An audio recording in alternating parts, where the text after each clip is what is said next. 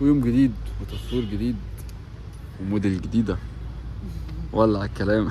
اوكي ريدي. طيب هات الساك. خد اسمها ايه؟ ساك شنطة. ما شاء الله اسمها ساك. اوكي.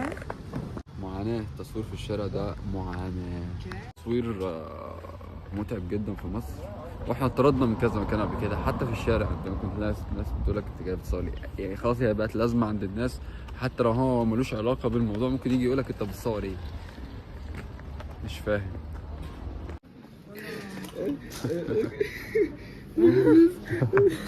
بعد ما صورنا خلصنا في الكافيه جم قالوا لنا بقى ايه ان هو لازم يستأذن ومش عارف ايه ولو براند لازم تطلب مش عارف اذن في الاول او حاجه زي كده، يعني ان انت ايه تظبط مع المكان الاول، وفي الاخر يعني هتلاقيه بيقول لك عايز فلوس والكلام ده كله. فجينا نجرب مكان تاني